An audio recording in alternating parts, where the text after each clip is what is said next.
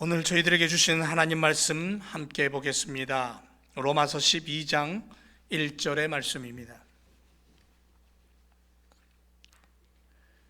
로마서 12장 1절 함께 말씀 읽습니다. 시작. 그러므로 형제들아, 내가 하나님의 모든 자비하심으로 너희를 권하노니 너희 몸을 하나님이 기뻐하시는 거룩한 산 제사로 드리라. 이는 너희의 드릴 영적 예배니라. 아멘. 오늘 말씀의 제목은 어떤 예배를 드려야 합니까? 라는 제목으로 함께 은혜를 나누기를 원합니다. 여러분 지금 예배 드리고 있죠? 우리 어떤 마음으로 예배 드리고 있습니까? 마음속에는 무엇이 그려져 있는지, 우리가 지금 예배를 드리면서 과연 우리의 예배를 하나님은 어떻게 보고 어떤 마음으로 받아 주실지. 아브라함을 부르실 때 하나님은 산, 들, 장소를 가리지 않았습니다. 어디서든 하나님은 아브라함을 부르셨고 그 부르심에 아브라함은 응답하여 제단을 쌓고 예배를 드렸습니다. 하나님께서 모세를 부르십니다. 산속에서 부르셨습니다. 산속에서만 아니라 산꼭대기에서도 부르셨습니다. 광야에서도 부르셨습니다. 그렇게 모세가 하나님의 부름을 받아서 출애굽을 하는 위대한 일꾼이 되었지만 그는 광야 속에서 하나님과 늘 동행하는 삶을 살기를 원했고, 그래서 하나님의 명령대로 처소를 만듭니다. 회막이죠. 천막으로 만든 작은 성전, 2평 남짓 되는 아주 작은 성전. 그런데 하나님 거기 오시기를 즐겨하셨습니다. 그리고 그곳에서 예배를 받으시고 축복하셨습니다. 하나님은 모세를 부릴 때, 아브라함을 부를 때, 성경에 어떤 일꾼을 부르실 때 늘 언제나 하나님은 장소와 때와 시간을 가리지 않고 부르셨고, 부름받은 자들은 늘 언제나 하나님 앞에 경배와 찬양을 올려드렸던 모습을 보게 됩니다. 여러분, 광야 40년 동안 출애굽을 한 이스라엘 백성들이 지나오면서 가장 필요한 게 무엇이었을까요? 아마도 광야에서 물이 없으니까 물이 필수적이었을 겁니다. 물이 굉장히 필요했을 겁니다. 그것뿐입니까? 먹을 양식, 먹을 게 더 필요했겠죠. 왜냐하면 급하게 애굽을 탈출했기 때문에 먹을 거 제대로 싸갖고 나왔겠어요? 그 많은 인원이 하루 이틀 며칠 먹으면 없었을 겁니다. 먹을 것이 급했습니다. 그런가 하면 그 광야에 그 네노라는 싸움꾼들을 블레셋 나라와 싸우기 위해서 늘 언제나 도전해 왔기 때문에 무기가 필요했습니다. 광야 생활 속에서 무척이나 많은 것들이 필요했지만 그 중에서도 우선적으로 가장 필요했던 게 무엇이었을까요? 그게 뭐냐면 그들에게 가장 필요한 것은 하나님의 동행이었습니다. 하나님이 그들과 동행하느냐, 이게 가장 우선적인 필요였다라는 거죠. 왜냐하면 하나님이 함께 계신다면 영과 육의 필요를 능히 채우고도 남음이 없는 전능자였기 때문에 그렇습니다. 강력한 손길로 당신의 백성들을 출애굽시킨 하나님, 그 하나님이 동행하시는 방법 외에는 없습니다. 하나님의 동행을 알 수 있는 방법은 예배라는 거였어요. 광야 성막교회를 통한 예배, 그것이 곧 하나님의 동행이라는 의미를 담고 있었다는 거죠. 오늘 우리의 주제는 예배입니다. 여러분, 우리 지금 예배 드리고 있습니다. 우리가 예배를 드리면서 어떤 모습과 마음으로 예배하는지 우리 스스로를 좀 점검하고 들여다보고 우리의 예배의 자세와 마음이 좀 바뀌었으면 좋겠습니다. 구약 사람들이 제사를 드렸습니다. 오늘 우리가 말하는 예배와 같은 의미겠죠. 예배를 크게 둘로 나누면 이렇습니다. 하나는 하나님께 드리는 부분이 있습니다. 예배는. 또 하나는 우리들이 받는 부분이 있습니다. 자, 한번 생각해 보죠. 말씀이 선포됩니다. 이것은 우리들이 하나님의 말씀을 받는 겁니다. 그렇죠? 기도를 드립니다. 이것은 먼저 하나님께 드리는 겁니다. 하지만 다른 한쪽으로 우리들의 형편을 알리고 도움을 요청하는 부분이 더 많이 있죠. 또 헌금을 드립니다. 11조를 드리고 감사를 드리고 선교 헌금을 드리고 또 기도의 제목들을 올려서 하나님 앞에 드립니다. 그런데 이 헌금도 역시 교회와 사역자들과 성도들을 위한 부분에 쓰여집니다. 찬양을 드립니다. 이 찬양만큼은 하나님의 이름을 높이고 전적으로 하나님 앞에 올려드리는 것이죠. 그래야 안 그래요? 맞죠? 그런데 때론 이 찬양도 우리들의 마음을 위로받기 위해서 하나님 우리를 좀 위로해 주세요, 우리를 좀 도와주세요 하는 그런 의미에서의 찬양도 있다는 거죠. 그러나 이 예배의 부분을 살펴보면서 찬양만큼은 그래도 많은 부분이 하나님 앞에 그대로 올려드리는 그러한 모습을 갖고 있다는 거죠. 그래서 여러분, 찬양도 하나님 앞에 전적으로 올려드리는 찬양이 경배와 찬양이라고 해서 따로 또 구분되어 있는 그런 모습을 보게 됩니다. 자, 그런데 이렇게 나누고 보니까 예배라는 것이 뭐냐? 결국은 하나님과 하나님의 자녀된 우리들이 함께 서로 어우러져서 교제하며 함께 한 덩어리가 되어서 축제를 벌리는 거다, 이런 생각이 듭니다. 그래서 히브리 민족들은 예배 자리에 나와서 그들은요 정말 즐겁고 감격스럽게 축제 잔치를 벌였어요. 예배는 다른 의미로 어떤 뜻이 있냐면 축제, 이런 뜻이 있어요. 남녀노소 가릴 것 없이 한 덩어리가 돼서 기뻐하며 흥겨워하는 그런 자리, 하나님께서 베푸시고 우리가 그 축제에 초대되어서 함께 행복한 시간을 보내는 자리, 하나님의 손길에 감사하고 홍해바다에 애굽의 군사들과 그 병거들이 수장되는 모습을 보고 견디지 못한 미리암이 여인들과 함께 뛰쳐나와서 찬양을 하잖아요. 그런 모습이에요. 그러니까 우리가 예배는 하나님 앞에서 하나님의 자녀들이 하나님 아버지와 함께 벌리는 축제의 시간이다, 그렇게 생각하면 돼요. 그 안에 감격이 있고 그 안에 즐거움이 있고 그 안에 행복감이 올라와야 된다는 거죠. 오직 영광은 하나님께 드리고 우리들은 감사와 은혜를 누리는 시간이에요. 예배예요. 예배에는 반드시 세 가지의 의미가 담겨져 있습니다. 첫째는 뭐냐면 연락하심입니다. 이게 무슨 뜻이냐면 아버지가 아들을 인정하고 받아들이는 모습이에요. 자, 성경에 탕자의 비유가 나오죠. 허랑방탕하여, 아니 유산을 물려달라는데 아버지가 돌아가셔야 유산을 물려받는데 아버지가 버젓이 살아있는데도 불구하고 나에게 돌아올 유산을 주세요, 그래가지고는 아버지 거를 띄어가지고는 먼 나라로 가가지고는 잘 살면 얼마나 좋아요. 허랑방탕하여죠. 그 많은 돈 다 탕진하고 빈털터리가, 이 거지가 돼버려요. 이제 먹을 것이 없어서 돼지 갖고 잠을 자면서 돼지 밥통에다 손을 넣어서 먹을 것 찾아도 없어요. 그러다가 아버지 집을 생각하고는 그 꼬차한 몰골을 가지고 그 집골을 가지고 아버지 앞에 찾아옵니다.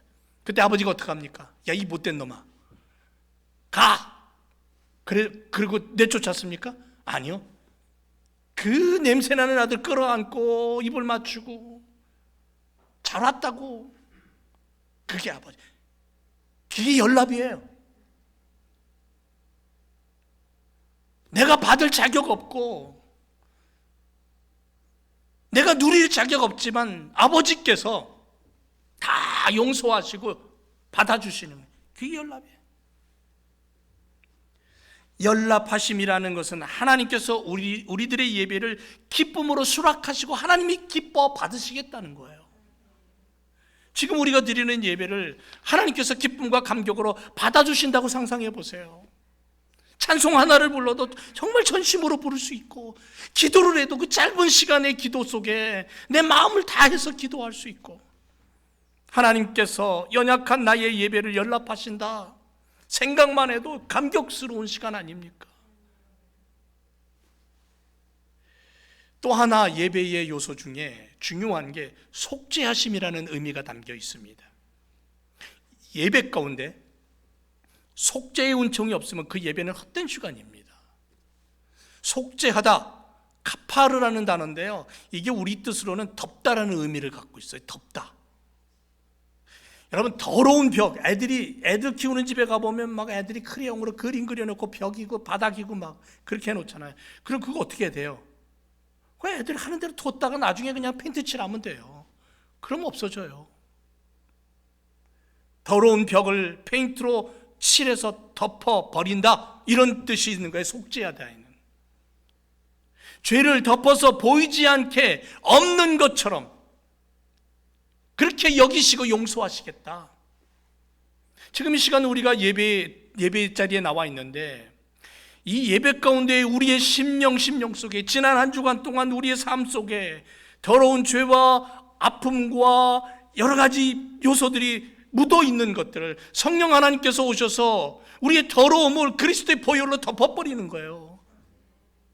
하나님이 우리를 보실 때는 뭐가 보이냐면 우리의 더러움이 보이는 게 아니라 그리스도의 보혈이 보이는 거예요. 이런 믿음을 가지고 예배의 자리에 나와야 돼. 그 예배 시간이 허무한 시간이 아닌 거죠. 또 하나 예배의 중요한 요소는 뭐냐면요, 온전한 제물이라는 거예요. 구약 성도들이 하나님께 예배하러 올 때 그들은 짐승을 제물로 가지고 나왔죠. 신약 성도들은 자신의 몸과 마음과 물질과 시간을 함께 묶어서 하나님 앞에 내가 거룩한 산 제물입니다 라는 고백을 가지고 하나님 앞에 예배하는 거예요. 너희는 산 제물이라는 거죠. 나 살아있잖아요. 살아있는 그 모습 그대로 하나님 앞에 나와서 예배를 드리는 시간이죠. 이 예배 가운데 이 세 가지가 반드시 있어야 돼요. 하나님께서 모세를 회막으로 부르십니다. 그때 하나님이 기대하신 것은 위에 이 세 가지예요. 연락하심, 속죄하심, 온전한 제물, 산제물. 그런데 이 세 가지 중에 두 가지는 하나님 편에서, 한 가지는 인간 편에서 준비되어야 된다는 거죠. 그리고 그것이 함께 할 때 하나님과 우리는 한 마음, 한 뜻, 한 꿈을 꾸며 올바른 예배로 하나님의 이름을 높이고 세상을 향하여 하나님의 나라를 선포하는 그런 믿음의 삶을 살아갈 수 있는 힘과 용기와 능력이 생기는 거죠. 그래서 예배가 축제라는 거예요. 그래서 예배는 하나님과 어우러지는 시간이라는 거예요. 예배 드린다고 예배당에 나와 앉아 있어도 내 마음이 하나님과 동떨어져 있다면 그 시간은 정말 허무한 시간일 거예요. 온라인으로 예배를 드려도 정말 그런 마음으로 예배를 드리면 그 안에 하나님이 역사하시는 거죠. 이렇게 준비된 예배 안으로 들어가서, 자, 그러면 어떤 자세로 그런 예배를 드려야 될까요? 어떤 자세를 가지고 연락하심의 예배, 속죄하심의 예배, 온전한 제물된 예배를 드릴 수 있을까요? 첫째는요, 타오르는 예배를 드려야 돼요. 타오르는 예배. 레위기 1장에서 하나님은 번제에 대해서 얘기하십니다. 번제, 이 무슨 뜻이냐면요, 타오르다 이런 뜻이에요. 희생제물을 태우는 거예요. 구약시대의 사람들은 흠없는 짐승을 가지고 와서, 예를 들면 양을 끌고 와가지고는 내가 이런 죄를 지었습니다, 하나님 용서해 주세요. 그 제사장은 그 양한테다가 안수기도를 하고는 아무개가 이런 죄를 지었습니다, 이 양이 대신 그 죄를 짊어지고 죽을 것입니다. 그 배를 가르고 피를 받고 그릇에다 각을 떠서 그 양을 번제단 위에 올려놓고 불태워요. 그리고는 그 연기가 하늘로 올라가면 응답됐다 그러고요, 그 땅으로 꺼지면 응답 안 받았다, 이렇게 이제 사람들이 생각을 했다. 그 피는 또 제단에 갖다 뿌리는 거죠. 이 구약의 예배인데, 구약시대 성도들은 제물을 태워서 하나님께 예배를 드렸어요. 그때 제물이 타는 연기가, 그 연기가 땅으로 깔리면 연락되지 않았다라고 여겼어요. 연기가 하늘로 올라가면 연락받았다고 생각했어요. 하지만 실상 중요한 것은 연기가 아니에요. 제물을 드리는 사람의 온전한 헌신과 철저한 순종과 회개가 있느냐는 거죠. 하나님 그걸 보셔요. 왜냐하면 하나님은 겉을 보시는 하나님이 아니라 중심을 보시는 하나님이기 때문에. 하나님께 범죄하였습니다. 사람 앞에 죄를 지었습니다. 그래서 하나님 앞에 제물을 들고 나와 회개의 제물을 드립니다. 화해의 제사를 올려드립니다. 제물을 단에 올려놓고 불을 태워 하나님 앞에 드립니다. 그 순간 자신의 죄와 더러움 함께 타버리는 겁니다. 용서하심을 받는 순간이죠. 그런데 제물은 타고 죄만 남아요. 연기가 하늘로 올라갔다고 해서 용서받는 것입니까? 본인의 마음이 변하지 않고 사람 앞에 진실로 사죄하지 않고 용서를 구하지 않고 서로 간의 화해가 이루어지지 않았는데도 불구하고 그건 무시하면서 나는 하나님 앞에 이렇게 제물을 드렸으니까 하나님 용서받았어, 나는 죄가 없어, 다 해결됐어, 그렇게 말한다면 그거는 거짓된 거라는 거죠. 하나님 중심을 보시는 하나님이에요. 속 사람을 보시는 하나님이에요. 겉이 변한다면 속도 당연히 변하는 거잖아요. 속 사람을 보시는 하나님이에요. 예배는 응답받는 거예요. 내 안이 하나님의 말씀으로 변화되고 내 속사람이 먼저 그리스도의 십자가 앞에 제물이 되어 올려지고 그리스도의 보혈로 덮여지는 그러한 놀라운 은혜를 누리는 것이 먼저가 되어야 된다는 거죠.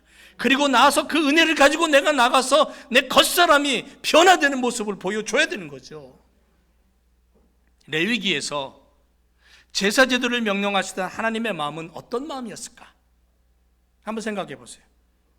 그 제도 속에 묻혀서 소나 양이나 끌고 와서 번제단에 올려놓고 불태우면 자신은 정결하게 됩니까?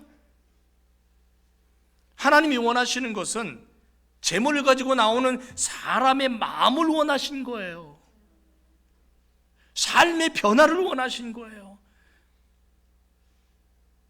나는 너의 아버지고 너는 내 자녀야 그랬어요. 하나님의 자녀됨의 모습을 보이며 살라는 거죠. 여기서 우리가 이런 생각을 해볼 수 있습니다. 번제물이 왜 이렇게 다양합니까? 제사 방식이 너무 복잡합니다. 까다롭습니다. 흠이 없어야 됩니다. 수컷이어야 됩니다. 안수하고 그 짐승을 잡을 때 레위기는 복잡한 제사 방식을 얘기합니다. 왜 그렇습니까? 제물 자체에 무게를 두고 있지 않다라는 거죠. 주님께서 진정으로 원하시는 것은 신령과 진정의 예배라는 거예요. 하나님 중심을 보시는 하나님, 거룩한 산제사를 원하시는 하나님. 그래서 사무엘상 15장 22절에 사무엘은 이렇게 얘기합니다. 주께서 어느 것을 더 좋아하시겠습니까? 주의 말씀을 순종하는 것이겠습니까? 아니면 번제나 화목제를 드리는 것이겠습니까? 잘 들으세요. 순종이 제사보다 낫고 말씀을 따르는 것이 수양의 기름보다 낫습니다라고 사무엘 선지자는 분명하게 얘기합니다. 요한복음 4장 24절에 하나님은 영이시니 예배하는 자가 신령과 진정으로 예배하라고 말씀하고 있습니다. 오늘 본문에는 형제자매 여러분, 그러므로 나는 하나님의 자비하심을 힘입어 여러분에게 권합니다. 사도 바울이 얘기해요. 여러분은 여러분의 몸을 하나님이 기뻐하시는 거룩한 산제사로 드리십시오. 이것이 여러분이 드릴 합당한 예배입니다. 이런 뜻이에요. 오래전에 흑인교회 예배를 참석한 적이 있었습니다. 1시간 동안 서서 찬양해요. 1시간 넘게. 우리는 편안한 의자에 앉아서 예배하잖아요. 이 사람들은요 서서 1시간 이상 찬양해요. 그리고 1시간 이상 말씀을 들어요. 그리고 말씀 끝나면 또 일어나서 찬양해요. 그 방법이 옳다는 100% 옳고 잘못됐다 이런 얘기가 아니에요. 열정이에요. 뜨거움이에요. 과타말라 헌정식 가보면요 얼마나 뜨거운지 몰라요. 뜨겁게 찬양하고, 아니 한 곡을 가지고 20분 30분 부른다니까요. 한 곡을 가지고, 찬양 한 곡을 가지고 믿음을 가지고 예배하는 모습이 그야말로 온 몸을 다해 온 신경을 다 곤두세워서 내 살아있는 제물입니다 하나님 앞에 나가는 모습으로 예배한다니까요. 여러분, 코로나 때문에 예배 멈췄습니다. 서로에게 거리 두어야 했던 시절이 있었습니다. 마른 기침만 해도 멀리 떨어져 사람이 도망가는 듯한 모습도 있었습니다. 그런데 그 시간이 길어지면서요, 함께라는 단어는 사라지고 혼자가 익숙해져 버린 시대에 살고 있습니다. 그래서 모든 것이 메마른 황량한 사막 같은 마음들을 안고 살아갑니다. 절망과 좌절이 커지면서 서로에게 상처를 주고 분노 조절 장애까지 생겨버렸습니다. 그리고 이러한 부분들이 지금은 완전히 회복되었다? 아니요, 사라지지 않았습니다. 여전히 함께하고 있습니다. 근데 이런 와중에 한국의 한 프로그램 방송이 제 눈에 들어왔습니다. 얼마 전에 시작한 싱포 골드라는, 제가 뭐 방송 선전하는 거 아닙니다. 제가 마음이 가서 그래요. 제가 합창을 좋아하고, 저도 성악가의 어떤, 예전엔 성악가의 꿈도 있었기 때문에 퍼포먼스 합창이에요. 합창단을 발굴해서 스페인에서 열리는 국제 합창 월드컵에 정식으로 한국 대표로 도전하기 위한 프로그램입니다. 많은 팀들이 나왔습니다. 많은 퍼포먼스 팀과 합창단원들이 나왔습니다. 그 중에서 제 눈에 유독이 들어온 사람들이 누구냐면 성악가들, 뮤지컬 배우들, 댄서들이었어요. 춤추는 사람들. 팬데믹으로 무대가 사라졌죠. 그래서 먹고 살기 위해서 파트타임으로 일을 하고 어려운 일, 허드렛 일을 하면서도 생계를 꾸려가지만 놓치지 않는 게 뭐냐면 춤추는 거였고, 노래하는 거였고, 무대에 대한 열망, 노래하는 그 꿈, 틈만 나면 연습하다가 마침 싱포골드라는 무대가 오픈된 거예요. 얼마나 그리웠으면 자기들끼리 모여서 합창단을 만들고, 그리고는 약 3분에서 4분 되는 그 무대에 올라와서 열정을 쏟아내는 그 모습에 내 마음이 온 힘을 다해서 무대 위에서 무대를 찢어버리는 듯한 그러한 모습을 보여주는 그 사람들의 모습 속에서 나는 살아계신 하나님을 향해서 찬양하고 예배하는 사람인데, 목사인데 저들처럼 열정이 아직도 살아있을까? 우리가 예배할 때 전능하신 하나님께서 임재하셔요. 살아계신 하나님이 오셔요. 이 자리에 오셔서 우리를 붙잡아 주시고 우리를 보고 계셔요. 여러분, 팬데믹으로 모이지 못하고 바이러스로 거리를 두고 살았고 이제는 홀로 사는 법이 익숙해져 있는지는 모르겠지만 예배에 대한 열정 또한 많이 식었다는 거예요. 우리 다시 회복해야 됩니다. 하나님을 향해 예배할 때 그 간절함이 내 마음 깊은 곳에서 올라오느냐는 거예요. 열정적인 무대를 뒤집어 놓을 듯한 그 간절함을 가지고 그 무대 위에서 뛰놀며 노래하는 그들, 그렇다고 해서 뛰놀고 노래하는 그들의 모습과 노래가 볼품없느냐? 아니요, 너무너무 아름답고 너무너무 멋진 화음이 나와요. 우리 하나님 아버지, 살아계신 전능하신 하나님, 나를 위해서, 우리를 위해서 하늘 보자 버리고 이 땅에 오셔서 인간의 몸을 입었고 모진 고난 다 당하시고 39대를 3번이나 맞으면 온몸이 찢겨져서 피투성이가 되고 십자가에서 물과 피를 쏟으면서 마지막 순간에도 다 이루었다고 말씀하시면서 아버지, 저들이 저를 용서해달라고 기도하시던 예수님의 마음을 내 안에 담고 오늘도 내일도 내 생명 다하는 그날까지 나를 보호하시고 인도하시고 지켜주시기를 약속하시며 함께 하시는 그 성령 하나님의 놀라우신 손길을 바라보면서 내 안에 다시금 예배에 대한 열정, 하나님을 향한 그 간절한 사랑이 좀 일어났으면 좋겠습니다. 그 경이로운 손길을 바라보면서도 여러분, 예배하면서 하나님이 옆에 계시는데도 불구하고 우리는 어떤 모습이에요? 설이 맞아서 시들어버린 꽃잎처럼 풀주고 있는 모습은 아닙니까? 일어나자고요. 안진뱅이야, 일어나라. 성전 안에서 베드로가 그랬잖아요. 성전 문 앞에서 구걸하는 자를 향해서 나 금과 은은 없지만 내가 내게 줄 게 있어. 그랬더니 안진뱅이가 베드로를 쳐다봐야 뭐 좋은 거 줄까 하고는, 그랬더니 손을 잡아 일으키잖아요. 나사렛 예수 그리스도의 이름이 일어나 걸으라고. 그런 열정, 그런 믿음이 우리에게 필요하다라는 거예요. 코로나가 일상이 되어 감기처럼 곁에 두고 살아야 되는 이제 엔데믹 시대가 되었습니다. 이 시점에 과연 하나님을 향한 예배는 어떤 모습일까요? 우리 스스로를 점검하고 새롭게 정비된 모습으로 예배하는 자로 서서 하나님의 이름을 높이는 우리가 되어야 될 줄로 믿습니다. 하나님은 영이시니 예배하는 자가 신령과 진정으로 예배해라. 전능하신 하나님 아버지 명령이라는 것을 분명히 깨닫고, 우리 교회 공동체가, 저희 지난 시간에 그랬잖아요. 우리 교회 공동체는 함께 연합해서 노래하는 합창단입니다. 함께 연주하는 오케스트라와 같다. 서로 부족함을 채워주는 동반자가 되자. 이런 모습을 가지고 우리가 살아있는 예배를 드리고 전능하신 하나님의 눈을 높일 때에 여러분, 우리의 삶과 우리의 가정과 우리의 일터를 통해 하나님의 영광이 드러나게 될 줄로 믿습니다. 또 하나는요, 타오르는 열정적인 예배 가운데 흘러야 될 게 있는데, 그게 뭐냐면 피가 흘러야 된다는 거죠. 그 피는 예수 그리스도의 보혈의 피라는 거예요. 내 안에 예수 그리스도의 보혈의 피가 흘러야 돼요. 그 피가 없이는 아무것도 안 된다는 거예요. 그 피를 보시고 예수님 자녀이고 제자임을 인정해 주시는 거예요. 예수 그리스도를 믿으십니까? 예수 그리스도 십자가의 보혈의 피로 내 안을 씻고 내가 온전한 피의 제사를 드리는 자로 믿으십니까?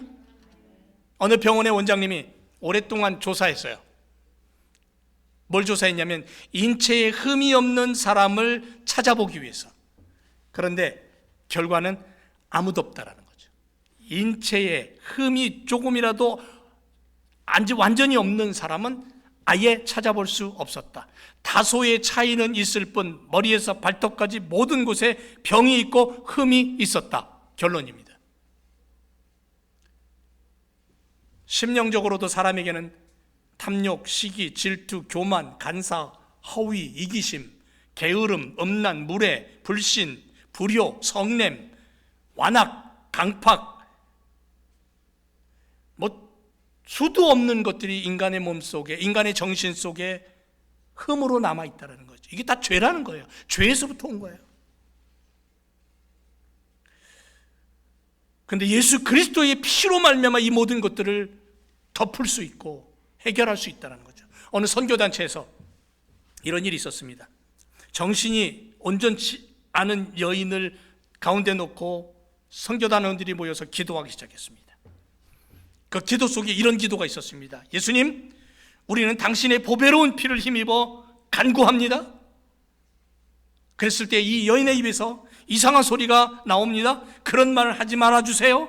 나는 그런 말을 좋아하지 않습니다. 그때 선교단원들은 계속해서 그 여인의 말을 무시하고 이렇게 기도했습니다. 그 피를 힘입어 간구합니다. 예수의 피를 힘입어 간구합니다. 예수의 피의 이름을 듣고 예수 피의 기도를 듣고 그 여인 속에 도사리고 있던 귀신이 떠나가 버리는 거예요. 예수 피의 능력이 이런 거예요. 예수 그리스도의 보혈의 피로 우리를 덮고 우리 어두움을 덮고 용서함을 받고 하나님의 자녀로 다시 힘을 가지고 서는 거예요. 여러분, 피가 없는 예배는 사탄이 이미 알고 달라들어요. 구원받은 백성들, 예수 그리스도의 보혈의 피로 구원받았잖아요. 그렇다면 우리가 예배할 때에 예수 그리스도의 피가 내 안에 흘러야 되는 거예요. 그 피로 말미암아 우리가 하나님의 자녀됨에 힘을 얻는 거예요. 마지막으로 타오르는 열정적인 예배 가운데 흘러야 하는 주님의 보혈의 피, 깨끗한 피로 우리가 가지고 예배할 때에 그 예배는 어떤 일이 벌어지냐면 향기가 난다는 거죠. 이 향기가 퍼지게 되는 거예요. 여러분, 좀 올라가면 양키 캔들 가보셨죠? 양키 캔들 문 열고 들어가면 냄새부터 확 진동을 합니다. 교회 안에 어떤 사람이 들어왔을 때 저 문을 여는 순간 교회 안에 풍겨나는 냄새가 그 사람의 마음을 어떻게 움직일까요? 우리 교회는 문 열고 들어오면 맛있는 냄새가 먼저 납니다. 그래서 아침을 먹고 와도 배가 고파져요, 갑자기. 여러분, 예배당에 들어오는 순간 만약의 경우 호주머니에 수면제 30알을 넣고 나는 이제 죽어야 돼, 나는 이제 더 이상 살 가망이 없어, 용기가 없어, 죽음을 결심한 사람이 지나가다가 여기는 웬 구석쟁이에 이렇게 차가 많어? 여기 뭐 하는데요? 교회네? 에이, 죽기 전에 교회 한번 들어가 보자. 사람이 죽기 전에 뭔가 붙잡고 싶잖아요. 만약에 그런 사람이 차를 세워놓고 문을 열고 들어왔을 때에 그 문 앞에서 안내하는 남녀 전도의 사람들이 그 사람을 언제 봤다고? 그런데 들어오는 그 사람을 향해 반갑게 맞이해 주면서 끌어안고 악수를 하고 한 30년쯤 안 사람처럼 그렇게 반가이 맞아주고 안내해가지고는 커피 한 잔 주고 새벽에 삶아놓은 계란 하나를 까주고 앉아서 같이 얘기를 들어주고 그 사람의 마음이 녹아내릴 거예요. 호주머니에 들었던 수면제 슬그머니 화장실에 가서 쓰레기통에다 버려버리지 않을까요?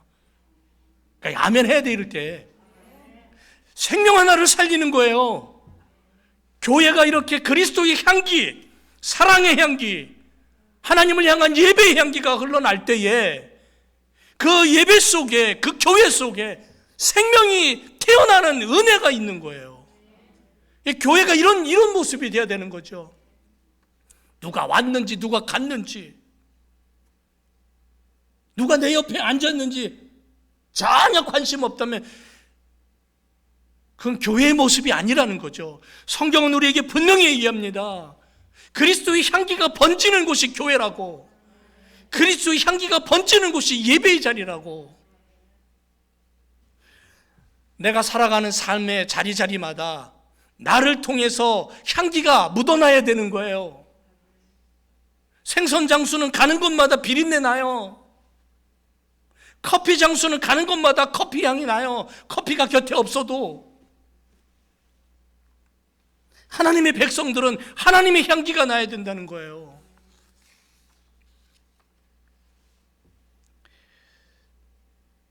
향기로운 제물이 되어라. 한 남자가 경매장에서 아주 싼 흙으로 만든 토기 하나를 사왔습니다. 집에다 놓고는 그 토기 속에다가 장미 향수를 좀 집어넣어 놨어요.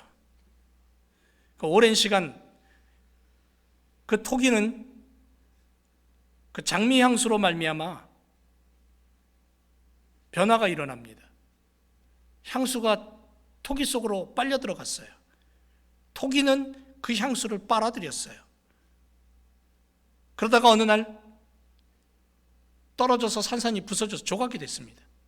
근데 부서지는 그 순간 그 토기의 향기는 더 진하게 났어요. 여러분, 우리는 흔한 흙으로 만들었습니다. 평범한 토기에 진하지 않는 존재들입니다. 연약한 존재들인 우리들, 흙으로 만든 인생들. 그러나 그리스도의 십자가 보혈과 그 사랑이 우리 안에 담겨질 때에 우리는 건들면 그리스도의 냄새가 나는 거예요. 우리가 깨지면 깨질수록 그리스도의 향기가 풍겨나는 거예요. 그래서 하나님의 영광을 보여주는 거야. 하나님이 이렇게 만드셨구나. 사랑하는 교회 성도 여러분, 태워지고 타오르는 시간, 죄로 씻김받는 시간, 냄새로 드려지는 예배, 우리가 드려야 할, 우리가 회복되어야 될 참된 예배인 줄 믿습니다. 열정적이고 간절함이 온몸을 불태우고 무대를 찢어놓을 듯한 공연을 하는 댄서와 합창단원처럼 세상을 향하여 그 세상이라는 무대 위에 서서 예수 그리스도의 사람이라는 이름을 가지고 하나님을 향한 노래와 축제를 통해 예배하며 산 제물의 향기가 되어서 세상을 향하여 살아계신 하나님이 이런 분이다라고 증거할 수 있는 하나님의 자녀됨을 가지고 달려가는 우리 모두가 되기를 주님의 이름으로 축원을 드립니다. 기도하겠습니다.